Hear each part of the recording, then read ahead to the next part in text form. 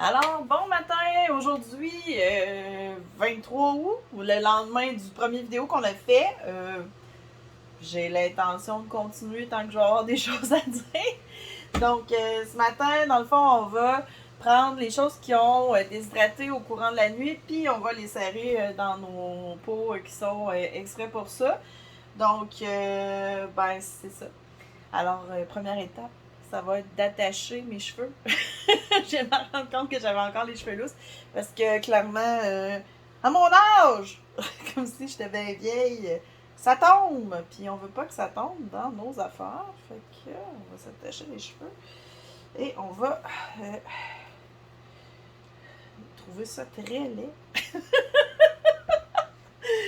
Puis on va commencer dans le fond la préparation de tout ça. On va mais ça arrêtait là-bas.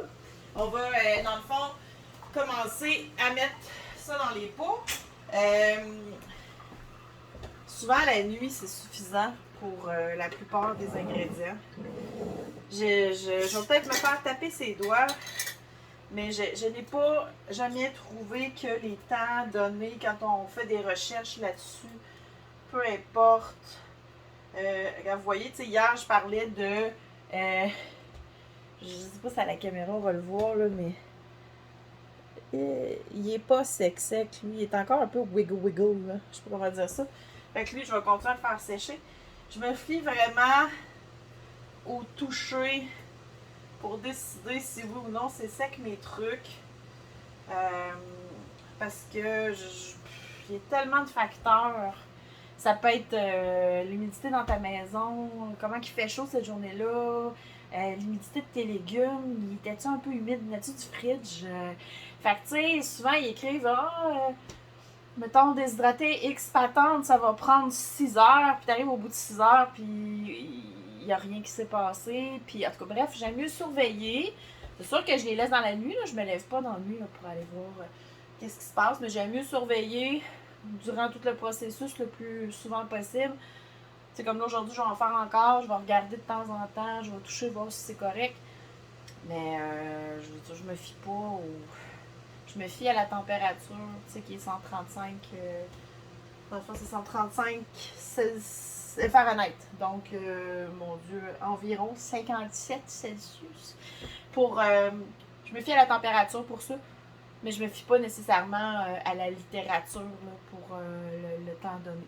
Donc, je vais faire ça. Fait que là, comme je vous disais, je regardais, puis j'avais certaines de mes choses que je juge que ce n'est pas suffisamment sec pour les mettre dans mon pot. Fait que là, c'est ça. J'avais des radis, comme j'ai expliqué dans les vidéos précédentes. Ça se peut des fois je me répète sur le temps passant parce que je me rends bien compte de comment parce que j'ai finalement pris la décision de partager ceci sur YouTube, d'utiliser la plateforme YouTube pour ce faire, mais je me doute que les gens vont peut-être pas toujours arriver ils vont peut-être pas suivre la chronologie des événements. Fait que pour ceux qui nous suivent quotidiennement, je suis pas en train de dire non plus je vais en faire à tous les jours, mais pour ceux qui nous suivent assidûment, devrais-je dire. Je vais peut-être me répéter, je suis désolée. Fait que c'est ça, les radis, on s'en sert beaucoup pour faire. Mon chum aime bien se faire des genres de pad thai instantanés. Donc, il prend ses nouilles ou ses vermicelles, il rajoute quelques légumes déshydratés, puis ce qu'il a besoin, il assaisonne et voilà. Fait que c'est très pratique. Comme j'ai déjà mentionné dans une autre vidéo, tout ce qui est déshydratation, ça ne prend pas de place. Je veux dire, j'ai peut-être là-dedans facilement 6 à 7 grosses mottes de radis comme qu'ils nous vendent là, à l'épicerie là, en équivalent. Puis ça prend que ce petit pot-là qui est un pot de 750 ml. C'est ça, je fais exprès pour prendre des pots comme ça. Parce que je trouve qu'au niveau de la conservation, c'est plus intéressant. J'ai aussi des radis aujourd'hui. Des radis. Ce sont des radis. J'ai des radis, mais j'ai aussi du céleri que je vais mettre en pot là, ce matin. Donc, c'était la première partie de qu'est-ce qui se passe dans la cuisine du domaine aujourd'hui. Donc, je vous souhaite à tous une bonne journée. On se reparle plus tard. Je vais rajouter ça aux vidéos. Alors, on continue avec la déshydratation. Je pense que mes rutabagas d'hier sont terminés. Comme vous pouvez voir, ils sont secs. Donc, je vais remettre tout ça dans un pot en prenant bien soin, là, comme j'expliquais tantôt, de vérifier que tout est sec, qu'il n'y a pas de... que c'est pas mou, là, qu'il n'y a pas rien qui peut comme avoir l'air d'avoir gardé de l'humidité. Vous voyez, celle-là, j'ai fait sécher ça toute la nuit, puis c'est tout le temps que ça a pris. Voilà! Alors, voici, mon rutabaga est tout séché. Je parlais hier justement de comment ça ne prend pas de place dans le fond quand on fait de la déshydratation. Dans ce pot-là, j'ai 5 livres. C'est juste fou. Fait que là, il reste juste à aller porter ça avec les autres trucs que j'ai déshydratés. Et ça va être tout prêt quand j'en aurai besoin. Donc, hier, pour ceux qui nous suivent, j'avais fait mariner dans le fond, dans une espèce de saumure, un mélange cornichon, piment, oignon, pour faire une recette de cornichon bread and butter. Là, je suis rendue à empoter. Fait que c'est ça que je vais faire. Je ne vais pas comme tout faire le processus parce que ça va être long pour rien. Mais tu sais, si ça peut vous donner une idée, tu sais, souvent les gens ils pensent que c'est compliqué de faire des conserves, mais quand on sait ce qu'on fait et qu'on a eu les bonnes méthodes, c'est super facile. Fait que vous allez voir différentes minutes que je vais faire pour mettre en conserve. Là, je travaille dans un principe qui est de pain d'eau chaude parce que dans le fond, le pH des aliments que je vais mettre en conserve est en bas de 4,6. Fait que, on y va!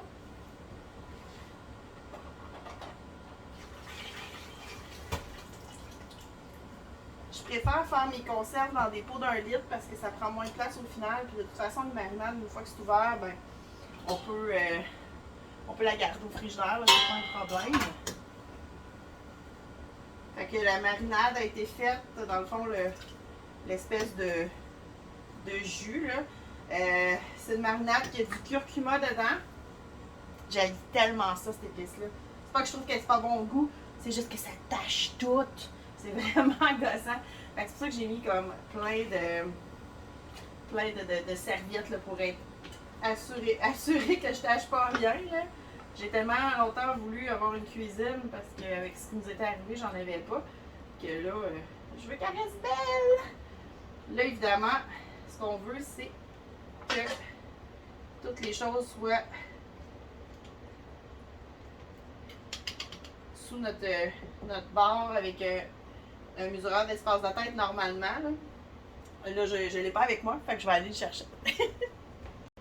Alors, voici le fameux mesureur d'espace de tête. Je ne sais pas si vous allez bien voir. Probablement pas avec les zooms, mais il y a des chiffres.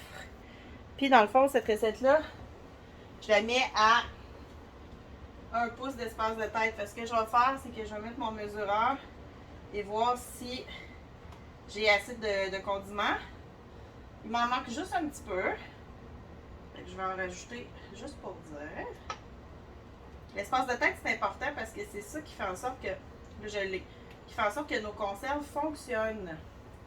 Donc, j'avais préparé un petit linge ici, mouillé pour enlever tout comme surplus qu'il pourrait avoir.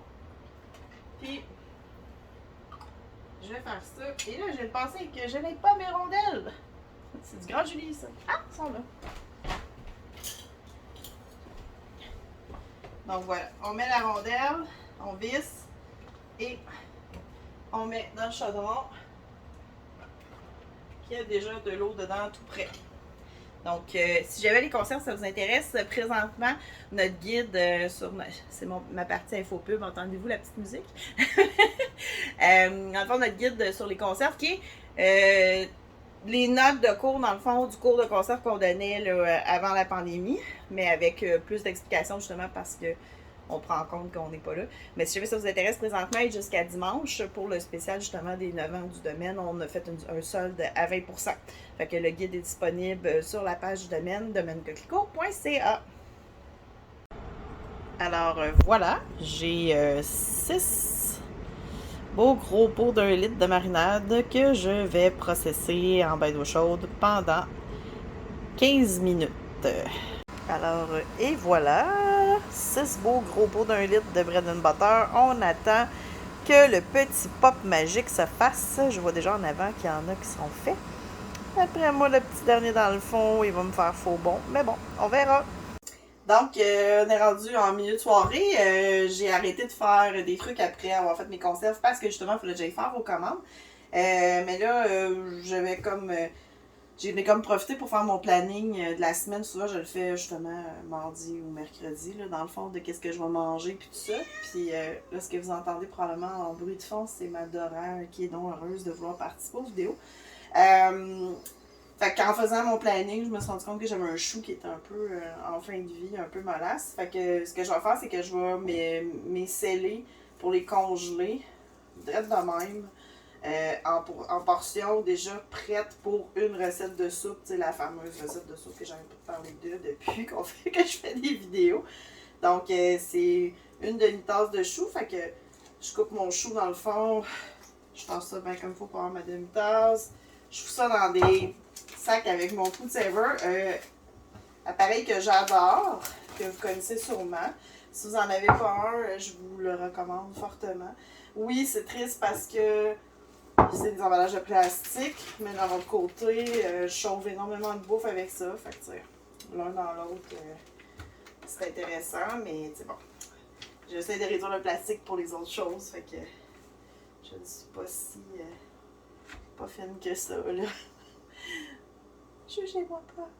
Ok, fait que je vais. Ce qui est le fun avec la machine, c'est ça, c'est que ça va sceller en même temps que ça va mettre sous vide. Fait que, tu sais, je vais pouvoir quand même garder mon chou assez longtemps.